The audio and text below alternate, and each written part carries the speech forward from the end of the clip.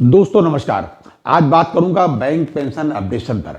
जैसे कि आपने देखा कि 4 तारीख को दिल्ली के जंतर मंतर में जो धरना हुआ है पेंशनर्स का, रिटायरीज का, बुजुर्गों का, ये धरना अपने आप में बहुत ही अद्वितीय था।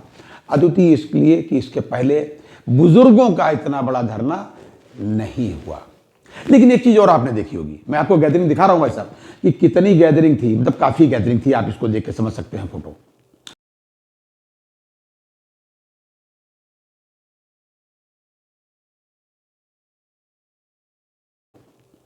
लेकिन आप ये देखिए कि किसी बड़े चैनल ने इसको नहीं दिखाया, किसी बड़ी न्यूज़ में ये नहीं आया। जबकि मैं वहाँ था, मैंने देखा कि सब बड़े न्यूज़ चैनल वहाँ थे, सब बड़े न्यूज़ चैनल थे, प्रिंट मीडिया वाले भी थे, यानी कि सभी लोग थे। और भाई साहब किसी ने नहीं दिखाया, और कवर सबने किया, सबने क्लिपिंग ली, हम लोग भी देख रहे थे कि फ़ोटो खींची जा रही है, वीडियो बनाए जा रहे हैं। बढ़िया चीज़ है कि हो सकता है सरकार तक ये हमारी बात पहुंचाएं, भाई चौथा स्तंभ है। लेकिन भैया स्तंभ को क्या होता है, यहाँ से लेते हैं फोटो वीडियो और वहाँ जा कर के अपने यहाँ बताना पड़ता है। वो जब जैसी उनकी ऊपर से अनुमति होती है उस हिसाब से अपना करते कराते हैं। किसी ने नहीं दिखाया, यानी कि मीडिया विंग हमारा बहुत मजबूत नहीं है। इसको मुझे मानने में व्यक्तिगत रूप से कोई गुरेज नहीं, मैं इसको स्पष्ट रूप से मानता हूँ। और जबकि बहुत अपने जमाने के दिग्गज लोग जिन्होंने ट्रेड यूनियन का एक युग जिया है, बहुत काम किया है, ऐसे ऐसे लोग थे जिन्होंने कई कई जो है वेज रिवीजन साइन किए हैं। माननीय Shri K D. Kheda, general secretary all India Punjab National Bank officers association, मतलब ये थे। वो AIBOC के भी प्रेसिडेंट रहे जी। कई उन्होंने वेद रिवीजन साइन किए। इसके अतिरिक्त कमलेश चतुर्वेदी, ये भी बैंकर से थे। अरे मैं किसको गिनाऊं भाई साहब, सब बड़े बड़े लोग थे। और हर आदमी ने इस पेंशन अपडेशन की मांग के साथ जो वेदनाएं थी, जो तकलीफें थी, उनको भी नटशेल में बयां किया। ये भी वहां बताया गया, चर्चा ये भी हुई, ये भी भाषण लोगों ने दिया। कहा कि साहब 3-3 महीने की पेंशन चली जाती है इंश्योरेंस का कवर लेने में। भाई अपडेशन हुआ नहीं, 3 महीने नहीं बल्कि ज्यादातर और ज्यादा भी जाती है। वहां जो बातें हुई वो मैं आपको बता रहा हूं। इंश्योरेंस का ये हालचाल है, रिटायरीज का मैं बता रहा हूं भाई साहब, रिटायरीज की स्थिति बहुत ही खराब है। तो अब इनके साथ में जो अन्याय है भाई साहब, ये जो था सब लोगों ने अपने अपने तरीके से बयां किया। लोगों ने अपनी अपनी मांगे रखी। तमाम लोगों ने मांगे क्या रखी, मतलब सुझाव रखे, सरकार से मांग रखी कि उन्होंने कहा ये IBA हटाओ। तमाम लोगों का ये मांग था कि IBA हटाओ, हमें IBA की जरूरत नहीं। सेंट्रल गवर्नमेंट के पे कमीशन की तरीके से बैंकर्स का भी पे कमीशन हो तो बहुत बेहतर है। अरे एक जिम्मेदार संस्था तो होगी। IBA का मतलब वो बताते हैं साहब, जब कोई काम पड़ जाएगा ना, हम तो सब सरकार है ही नहीं, हमसे कोई सरकार, दो सरकार है नहीं, हम तो बिल्कुल ऐसे है, वो सरकार ने भेज दिया तो हम चले आए। और ये वाकई में पावर भी उनकी क्या है भगवान जाने। कभी सरकार कहते हैं, कभी नहीं कहते हैं। लेकिन कभी क्या होता है, IBA की तरफ से सॉलिसिटर जनरल ऑफ इंडिया बैठ के उधर से वकालत करते हैं कोर्ट में, सुप्रीम कोर्ट, हाई कोर्ट में। तो भाई साहब तब वहां वो सरकार हो जाते हैं। खैर ये सब बातें वहां चर्चा में आई। 22 तारीख को इसी जंतर मंतर पर AIB पार्क, जो बहुत बड़ी एसोसिएशन है, मैं समझता हूं कि सबसे बड़ी एसोसिएशन है रिटायरीज की, उनका भी धरना है। उनके जनरल सेक्रेटरी साहब भी आए थे, मिस्टर सरकार, प्रेसिडेंट साहब भी थे। उन्होंने यहाँ आकर के अपनी बात कही और अपना जन समर्थन भी मांगा, सहयोग भी मांगा कि साहब 22 तारीख को हमारा धरना है, आप उसमें भी आए हैं। इसके पहले वो ये AIBRF जो है, इसके जो जनरल सेक्रेटरी साहब को उन्होंने पत्र लिखा था 11 तारीख को, 11 जनवरी को, कि साहब 22 तारीख को मेरा धरना है, आप लोग उसमें समर्थन दीजिए। उसका उत्तर इन्होंने 4 तारीख को दिया है।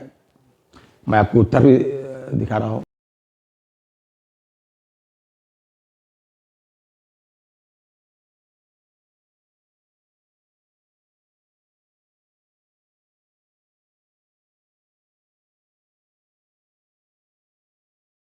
दिखा रहा हूँ। 4 तारीख को उन्होंने उत्तर दिया है। उत्तर में दुनिया भर की बातें उन्होंने लिखी हैं कि साहब हमने ये कि आपका बहुत अच्छा काम है और बहुत अच्छी इशू है, पेंशन अपडेशन होना ही चाहिए, बहुत जायज़ मांग है। हम लोग अपने बारे में उन्होंने बताया AIBRF ने कि साहब हमने ये किया, उसके लिए हमने इतना इतना संघर्ष किया, हम राष्ट्रपति साहब से मिले, हम इतने मंत्रियों से मिले, हम इतने सांसदों से मिले, ये सारी बातें उसमें उन्होंने लिखी। और ये बहुत अच्छी है बात है, वो आपका पत्र हमें मिला, ये सब धन्यवाद और ये सब है, और बहुत बहुत शुभकामनाएं दी, दुनिया भर की बातें कहीं। ये नहीं बताया कि 22 तारीख को आएंगे कि नहीं आएंगे। हालांकि ये जरूर लिखा उसमें कि आप यूनाइटेड फोरम इसके लिए बनाइए, तो मतलब यूनाइटेड फोरम पहले बन जाए तभी आएंगे। तो ये अच्छी बात नहीं है। हमें निवेदन हमारा उनसे है कि पहले भाई साहब आप आइए, यूनाइटेड फोरम बनाने में समय लगेगा, वो भी बनाइए। आपको मैं एक चीज बता दूं कि जनसमुदाय ये बहुत था, काफी बड़ी संख्या में लोग आए थे, लेकिन इससे एकदम से आपको लगे कि कुछ होने वाला है तो बिल्कुल नहीं होगा। ये इसको ऐसे मानिए कि जैसे किसी बड़े युद्ध के लिए जो पहले प्रैक्टिस की जाती है, युद्धाभ्यास जिसको कहते हैं, इसको वो मानिएगा। लेकिन बड़ा युद्ध तभी जीता जाता है जब भाई साहब पहले युद्ध का अभ्यास कर लिया जाता है, प्रैक्टिस कर ली जाती है। तो आप ये जानिए कि 28-30 साल से जो आपका इंतजार था, उसका संघर्ष अब विधिवत शुरू हो चुका है। जी हाँ, अब 22 तारीख को जो होगा धरना, ये और बड़ा भी धरना होगा, ऐसी मुझे उम्मीद है। अच्छा देखिए, ये 4 तारीख के धरने में तमाम और बातें भी आई सामने। बैठा ये बातें भी सामने आई कि तमाम हाई कोर्ट में पेंशन अपडेशन के मामले में या रिटायरीज के जो इश्यूज हैं, इनके मामले में ढेर सारे मुकदमे चल रहे हैं। जाहिर सी बात, उसमें IBSM में पार्टी है। तो इन सरकार की तरफ से ये जो सॉलिसिटर जनरल साहब है, सुप्रीम कोर्ट में अपीयर होते हैं, अर्जी लगाते हैं और कहते हैं कि साहब ये जो विभिन्न हाई कोर्ट में मुकदमे चल रहे हैं, इनके अलग अलग डिसीजन आएंगे और फिर कन्फ्यूजन्स क्रिएट हो सकते हैं। इससे बेहतर है कि साहब इनको सबको एक में मिला लीजिए, कंसोलिडेट कर लीजिए और दिल्ली हाई कोर्ट में इनको कर दीजिए। अच्छा भाई, अब दिल्ली हाई कोर्ट में जो है एक केस कालिया साहब का चल रहा है, वो पिटिशनर है। लेकिन है ये कि जो विभिन्न हाई कोर्ट में केस ये चल रहे हैं, उनमें कोई केस बिल्कुल किनारे पे है, बिल्कुल उसकी बिल्कुल फाइनल नतीजे के आसपास है, किसी में फाइनल हियरिंग के आसपास है, किसी में कोई आर्गूमेंट में लगा है, और कोई ये दिल्ली वाला केस अभी इनिशियल स्टेज पे लगा है। तो है क्या, ये इनका कहना है कि इस केस को लीडिंग केस मान करके आगे बढ़ा जाए। ये सॉलिसिटर जनरल साहब ने सुझाव दिया। अब सवाल यह है कि लीडिंग केस वो होता है जो सबसे आगे हो, लेकिन नहीं, अब हम इसको अगर लीडिंग केस मानेंगे तो सवाल यह है कि इसका जो स्टेटस है, यानी कि अभी शुरुआती दौर पे है, तो इनको फिर वहां पर पूरा WS दाखिल करें, फिर उसके बाद में काउंटर लगा हुआ है, और फिर आर्गूमेंट हो, फिर विटनेसेस हो, दुनिया भर का तमाशा हो, लंबा खींचेगा। और उद्देश्य भी उनका यही है, सरकार का भाई, जो सरकार की तरफ से अपीयर हो रहा है, उनका उद्देश्य भी इसको लंबा खींचना है। इस उद्देश्य से उन्होंने ऐसा किया।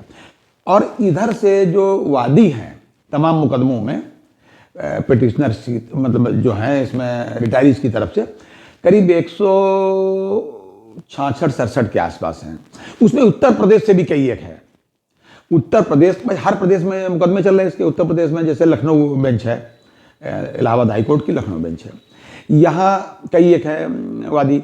इसमें एक है यूको बैंक के पुराने DGM हैं, कहीं वेस्ट बंगाल में किसी RRB में चेयरमैन भी रहे हैं, श्री आरती प्रसाद सिंह जी।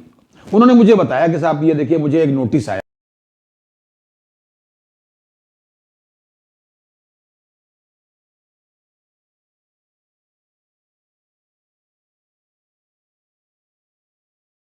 है। नोटिस का मतलब है एक चिट्ठी आई है वहां से। हुआ ये है कि जब सब ये कंसोलिडेट करने की बात आई, तो सभी के पास में एक चिट्ठी भेजी गई सूचना के तौर पर, साहब ये किया जा रहा है। उनकी चिट्ठी मैं आपको संलग्न कर रहा हूँ, आरती प्रसाद सिंह जी की। अब सवाल यह कि कंसोलिडेट होना ठीक है, तो कंसोलिडेट सुप्रीम कोर्ट में क्यों नहीं होते हैं भाई? अगर हो जाएगा हाई कोर्ट में ही कोई डिसीजन हो जाए, दिल्ली हाई कोर्ट में, तो सुप्रीम कोर्ट नहीं जाएंगे, फिर लटकेगा मामला। तो सुप्रीम कोर्ट क्यों ना जाए? तो यहां से कुछ लोग दिल्ली सुप्रीम कोर्ट भी गए और अभी वहाँ अपनी ये बात कहने का प्रयास कर रहे हैं। उन पर शायद डेट वेट उनको कुछ मिली है, अभी पूरी जानकारी सटीक हमको नहीं मिल पाई है, जैसे मिलेगी हम आपको देंगे। एक तो ये सब बातें हुई, और आपका जो 22 तारीख को है, ये भाई साहब अपने तरीके का अलग धरना है और बड़ा धरना होगा, मुझे ऐसी उम्मीद है।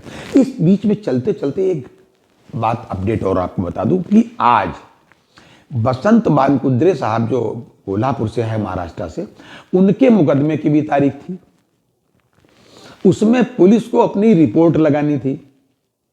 वो भाई साहब जिसमें 16 प्रतिवादी हैं, जिसमें आईबीए भी है, उनकी अपनी बैंक के भी मैनेजमेंट है, यूएफबीयू भी है, डीएफएस भी है, नहीं 16 लोगों को बनाया प्रतिवादी। एक भी आज तक नहीं आया, और ये अलग बात है वो पहुंच गया वहां मुंबई हाई कोर्ट। बहरहाल तो कोई जब नहीं आया तो आज भी पुलिस ने उसमें कोई रिपोर्ट नहीं लगाई, और पुलिस ने अपना ये सबमिट किया स्टेटमेंट कि साहब जो हमारे आईओ हैं वो विशेष बंदोबस्त में कहीं गए हुए हैं ड्यूटी पर, इसलिए हमको समय दे दिया जाए। बहरहाल अब कोर्ट ने उनको जो है 21 फरवरी यानी इसी महीने की तारीख फिर दे दी है। ये अलग बात है कि बसंत बानकुद्रे साहब ने जो मैसेज अपना शेयर किया, मैं उनका मैसेज लगा रहा हूं, उसमें उन्होंने कहा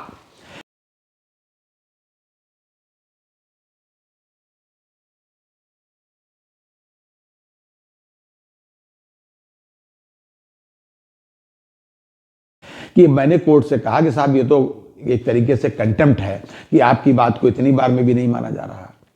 तो ये है कोर्ट कचहरी का मामला। कोर्ट में क्या स्टेटस चल रहा है, विभिन्न कोर्टों का क्या है, कंसोलिडेट होने के बाद में क्या स्थिति आ रही है, मैंने आपको अपडेट करने का प्रयास किया। और जो आपका अपना संघर्ष है उसका स्टेटस, और आगे जो 22 तारीख को धरना होने वाला है। ये अलग बात है कि 4 तारीख के धरने में एक चीज और मैंने देखी, डिस्कशन लोग कर रहे थे कि सबसे ज्यादा उम्मीद उनको यह है कि एमसी सिंगला साहब का जो केस, तारीख पहले कंप्यूटर में सो रही है लेकिन उम्मीद है कि मार्च में ही लगेगी, उस केस से सबको बड़ी उम्मीदें हैं। तो हम तो चाहेंगे कि 22 तारीख के जो धरना है, आह्वान करूंगा आपसे, अनुरोध करूंगा, विनम्र अनुरोध करूंगा कि आप इस 22 तारीख के धरने को ठीक से सफल बनाएं, ताकि एलआईयू की रिपोर्ट में ये जाए कि पेंशनर्स भारत का एक बड़ा वोट बैंक है और वो अपने राइट पाथ पे हैं, सही मांग उनकी है। ये बात माननीय मोदी जी तक जरूर पहुंचे, क्योंकि ये बात वहां तक पहुंच तो नहीं पाती। मैं सही बता रहा हूं आपको, बात मेरा अपना व्यक्तिगत रूप से मानना है। सारे चैनल वहां मौजूद थे, अधिकांश चैनल वहां मौजूद थे, अधिकांश पेपर वाले वहां मौजूद थे, सब बड़े वाले। और भाई साहब किसी ने भी ये समाचार नहीं दिया कि 4 तारीख को इतना विशाल धरना हुआ। तो आप 22 तारीख के इस मामले को जो धरना है इसको सफल बनाएं। ये था आज तक का अपडेट। अगली बार अन्य अपडेट के साथ, तब तक के लिए अपना ध्यान रखिए, अपना ठीक से ख्याल रखिए। जय हिंद, जय भारत, नमस्कार।